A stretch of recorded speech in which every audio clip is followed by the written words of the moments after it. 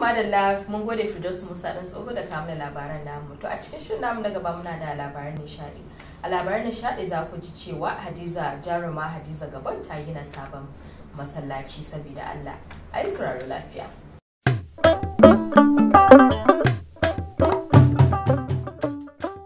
A don ranar Asabar ne wani ma'abocin amfani da kafar sada zumuntan zamani ta Instagram mai suna Kabir Idris Kaura ya wallafa bidiyon wani masallaci da aka fara ginin sa tun daga tushe har aka kammala shi. Bawan Allah ya wallafa alhamdulillah wannan ne masallacin da jaruma Hadiza Gabon ta gina wa bayan Allah domin yin sallah fi sabilillahi. Ginin ya kammala kuma muna mata addu'a Allah ta'ala ya sa mata a mazininta ya kuma saka mata da alheri ya ji kan mahaifinta Malam Aliyu Diya. Ki gafarce ni mamana da wannan wallafar, jama'a da dama sun san sharrin 'yan fim ya kamata su san alkhairin su. Alamu na nuna cewa wanda ya wallafa wannan bidiyon dan masana'antar ne domin sunan shafinsa na Instagram yana da alaka da kamfanin shirya fina-finai na 2 Effect. Haka zalika alamu na nuna shine mamallakin kamfanin ginin da ya karba kwangilan ginin masallacin. Hakan ne yasa ya bugi kirji ya nuna wa duniya irin alkhairin da 'yar fim duba da yadda suka yi kaurin suna a idan duniya. A'udhu billahi minash shaitanir rajim.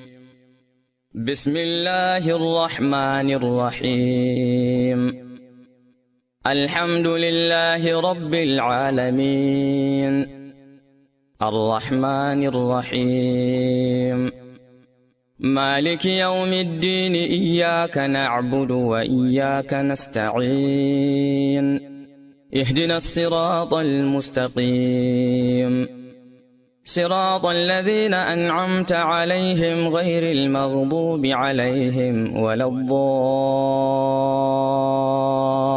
الضالين آمين.